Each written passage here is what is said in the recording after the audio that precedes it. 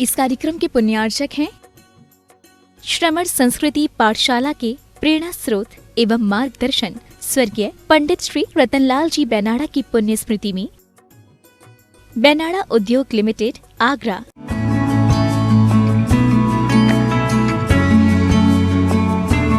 जय जिनेन्द्र नमियूण वड्डमाणं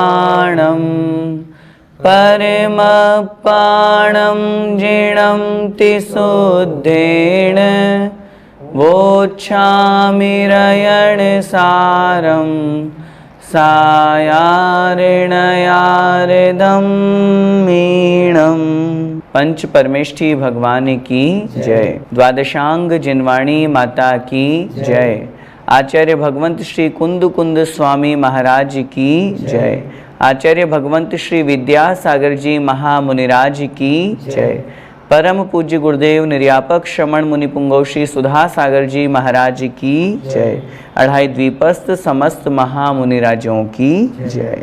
आचार्य भगवंत श्री कुंद कुंद स्वामी द्वारा रचित रयणसार ग्रंथ का हम स्वाध्याय कर रहे हैं और इस ग्रंथ के माध्यम से हम श्रावकों को किस प्रकार जिनेंद्र भगवान की प्रतिदिन पूजन करके और दान करना चाहिए, इस मुख्य कर्तव्य के बारे में हम समझ रहे हैं।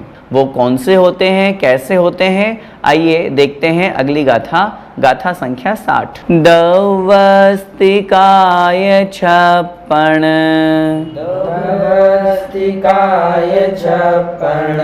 तच्च पयथेषु सत्नवगेषु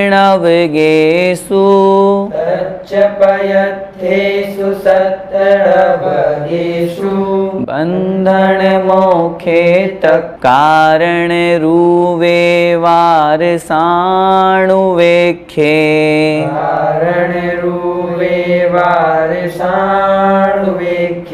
बोलिए दवस्तिकाय छप्पन तच्च पयथेषु सत्नवगेषु बंधन मोखे तत्कारण रूवे वारसाणुवेखे। आइए शब्दार्थ देखते हैं। दव अधिकाय छप्पन। दव अर्थात द्रव्य और अधिकाय अर्थात अस्तिकाय। कितने कितने होते हैं ये क्रमशः है? छप अर्थात 6 और पण अर्थात 5। 5 अस्तिकाय और 6 द्रव्य और साथ में सत्य नवगेसु तच्च पयथेषु।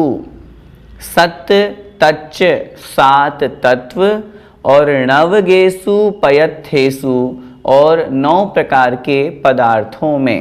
बात चल रही है शुभ भाव, शुभ परिणाम। शुभ परिणाम के लिए हमें किस प्रकार का चिंतन करना चाहिए, किनके बारे में सोचना चाहिए, कहाँ हमारा चिंतन जाना चाहिए, उसके लिए विषय बता रहे हैं आचार्य महाराज। 7 तत्व, 9 पदार्थ, 6 द्रव्य, 5 अस्तिकाय और साथ में बंधन मोक्षे। बंध और मोक्ष ये 2 विशेष तत्व हैं। 7 तत्वों में भी संसार में भटकाने में मूल कारण है कर्मों का बंध और संसार से निकालने का कारण है कर्मों का छूट जाना अर्थात कर्मों से मुक्त हो जाना, मोक्ष। तो इन 2 तत्वों के बारे में विशेष रूप से जानना और उन 2 तत्वों में भी तक कारण रूवे अर्थात उस बंध और मोक्ष में जो कारण है अर्थात विशेष रूप से जो मोक्ष में निमित्त है वो है वारसाणुवेखे अर्थात वारस अणुवेखे। वारस मतलब 12 है, अणुवेखे अर्थात अनुप्रेक्षा। 12 प्रकार की अनुप्रेक्षा, चूँकि इस गाथा में और आगे दूसरी गाथा भी जुड़ी हुई है, अगली गाथा में हम समझेंगे। अंत में आचार्य महाराज कह रहे हैं ये सभी सुभावों अर्थात शुभ भाव होते हैं। कहने का तात्पर्य ये है जो कोई सम्यक दृष्टि जीव यदि इस तरह के परिणाम करता है, अपना मन किस में लगाता है? 5 अस्तिकाय में, 6 द्रव्य में, 7 तत्व में, 9 पदार्थों में, बंध और मोक्ष के बारे में चिंतन करता है। किन पदार्थों से, किन भावों से, किन क्रियाओं से कर्मों का बंध होता है, क्या करूं मैं ऐसा जिससे मेरे कर्मों की निर्जरा हो, व्रत नियम संयम का पालन करने से निर्जरा होती है और तपस्या ध्यान आदि के माध्यम से मोक्ष की प्राप्ति होती है। ये सोच करके वह 12 भावनाओं का चिंतन करता है, अनित्य अशरण आदि, और इस प्रकार वो हमेशा अपने परिणामों को शुभ में लगाता है। हम पहले पढ़ चुके हैं, अशुभ भावों का फल नरक तिर्यंच गति है, शुभ भावों का फल स्वर्ग जैसा सुख है। और इन शुभ भावों से भी जो ऊपर उठ जाते हैं, जो आत्मा के शुद्ध परिणाम को प्राप्त कर लेते हैं, शुद्ध स्वभाव को प्राप्त कर लेते हैं, वे परम मोक्ष पद को प्राप्त करते हैं। ऐसा हमें यहाँ समझना चाहिए। भैया जी, 12 अनुप्रेक्षाओं के चिंतन से क्या होता है? शब्द है अनुप्रेक्षा। किसी भी तत्व का, किसी भी वस्तु का बार बार चिंतन करना, बार बार सोचना, विचार करना, ये कहलाता है अनुप्रेक्षा। अनुप्रेक्षाएं 12 होती हैं। अनित्या शरण संसार एकत्वान्यत्वा शुच्याश्रव संवर निर्जरा लोक बोधि दुर्लभ धर्म स्वाख्या तत्वानुचिंतन मनुप्रेक्षा। आचार्य उमा स्वामी महाराज ने तत्वार सूत्र में 9वें अध्याय में ये सूत्र लिखा। अनुप्रेक्षाओं के चिंतन करने से क्या होता है? जगत काय स्वभाव वा संवेग वैराग्यार्थम। यदि हमें संसार से भयभीत होना है, यदि हमें अपनी आत्मा का कल्याण करना है, तो हमें पंचेंद्रिय के विषय भोगों से, शरीर से, अन्य सब पर पदार्थों से वैराग्य को प्राप्त होना होगा, उनसे विरक्ति प्राप्त करनी होगी। और उन विरक्ति को प्रदान करने वाली है ये 12 भावनाएं, उन विरक्ति को उत्पन्न करने वाली है ये 12 भावनाएं। तो इसलिए संसार में सब अनित्य है। मैं धन संपत्ति रुपए पैसे के पीछे जो अपना पूरा जीवन लगा रहा हूँ, ये सब नित्य नहीं है, ये हमेशा रहने वाले नहीं हैं। ऐसा चिंतन करना। संसार में मेरे लिए शरण कौन है? एकमात्र जिनेंद्र देव, देव शास्त्र गुरु धर्म ही मेरे लिए शरण है। इस प्रकार का जो चिंतन होता है, इन 12 भावनाओं का चिंतन किया जाता है, जिससे ज्ञान और वैराग्य की वृद्धि होती है, जो आत्म कल्याण के लिए मुख्य निमित्त है। और किस प्रकार के परिणाम शुभ भाव होते हैं, आइए देखते हैं अगली गाथा में। रयण तयस रूवे अज्जाकं मे दयादि सद्धम्मे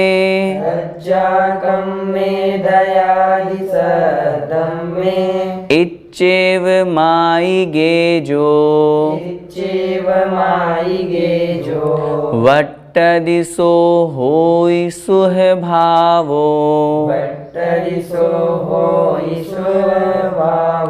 बोलिए, रयण तयस रूवे अज्जाकं मे दयादि सद्धम्मे इच्चेव माई गे जो वट्टदिसो होई सुहभावो। आइए शब्दार्थ देखते हैं। रयणतयस रूवे। रयणत्रय अर्थात रत्नत्रय, सम्यक दर्शन, सम्यक ज्ञान और सम्यक चारित्र। रूवे अर्थात रूप में, स्वरूप में। इस रत्नत्रय स्वरूप में लीन होना, रत्नत्रय को धारण करना, रत्नत्रय को पालन करना, सम्यक दर्शन कैसे प्राप्त हो, इस तरह का प्रयास करना, यह कहलाता है रत्नत्रय स्वरूप शुभ भाव। साथ में अज्जाकम में अर्थात आर्य कर्म में। आर्य का मतलब श्रेष्ठ पुरुष। श्रेष्ठ पुरुषों का, सत्पुरुषों का, गृहस्थों का जो कर्म है, षट कर्म, देव पूजा आदि, उसमें प्रवृत्त होना। साथ में दया आदि सद्धम्म में। दया अर्थात करुणा, जीवों पर दया करना, करुणा करना, अनुकंपा करना।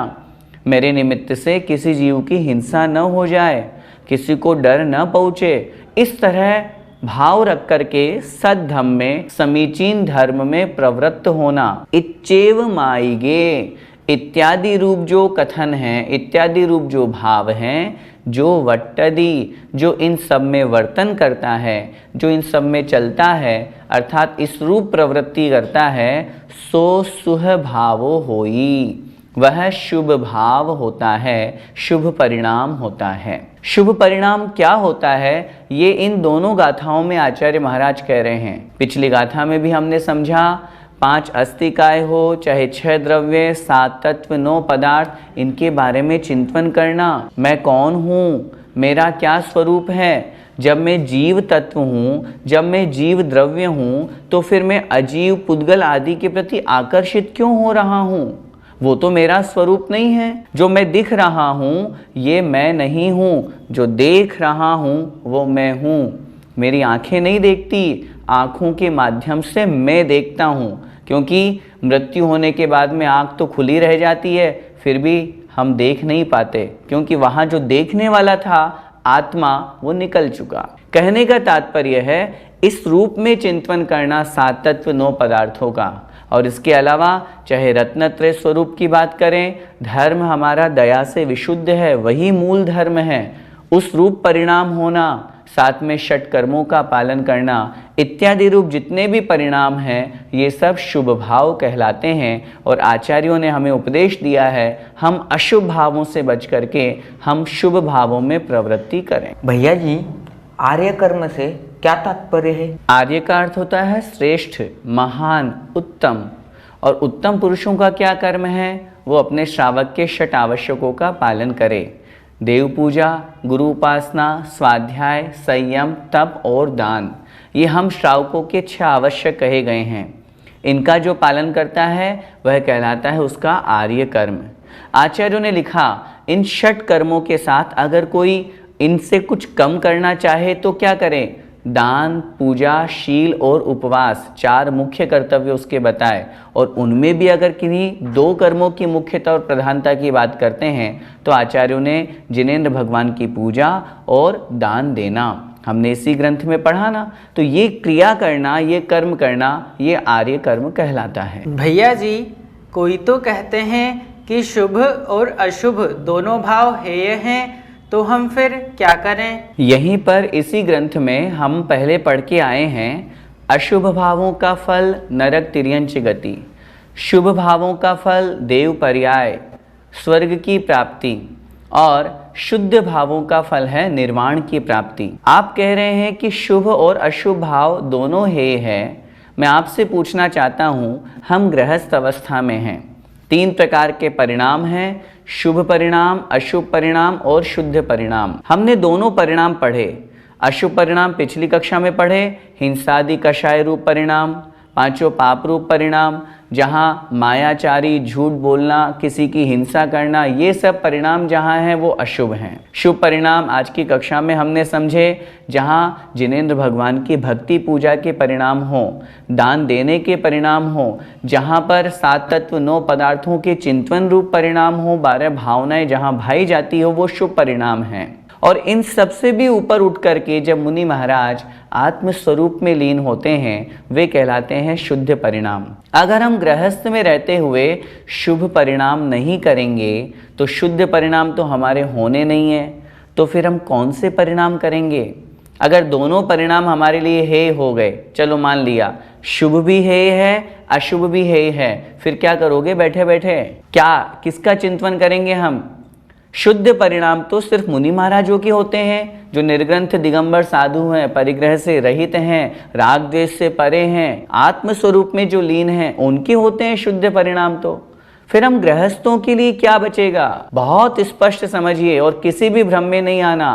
आगम की बात हमको माननी है, लक्ष्य बनाना है शुद्ध परिणाम प्राप्त करने का। जब तक नहीं पहुंच रहे हैं शुद्ध परिणामों तक, तब तक हम अशुभ से बचें और शुभ में प्रवृत्त हों। हम गृहस्थों के लिए शुभ परिणाम है ही नहीं, मैं कहता हूँ उपादेय है, ग्रहण करने योग्य हैं। अगर ये सब क्रियाएं, ये सब भाव नहीं करेंगे तो फिर हमारे और आर्त रौद्र ध्यान होंगे, अशुभ परिणाम होंगे। इसलिए हम उन अशुभ परिणामों से बचें, शुभ परिणामों में प्रवृत्ति करें और लक्ष्य रखें शुद्ध परिणामों को प्राप्त करने का। यही इन गाथाओं का सार समझना है। तो आज की कक्षा में हमने शुभ परिणामों के बारे में समझा। यदि हमारे अंदर 7 तत्वों के प्रति विचार करने का भाव आ रहा है तो हम समझे संसार के कारण है राग द्वेष, जो आश्रव बंद कराते हैं।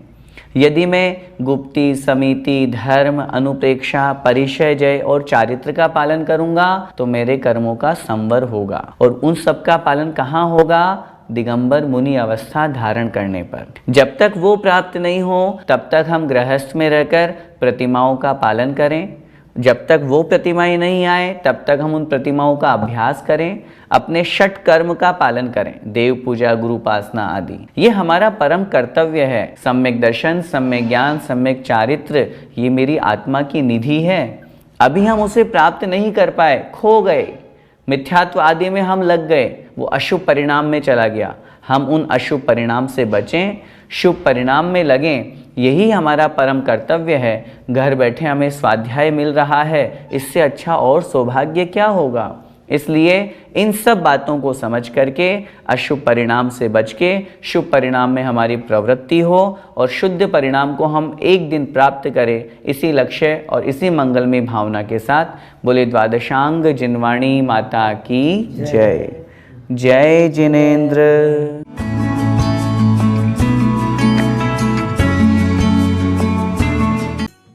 इस कार्यक्रम के पुण्यार्चक थे श्रमण संस्कृति पाठशाला के प्रेरणा स्रोत एवं मार्गदर्शन स्वर्गीय पंडित श्री रतनलाल जी बेनाड़ा की पुण्य स्मृति में बेनाड़ा उद्योग लिमिटेड, आगरा।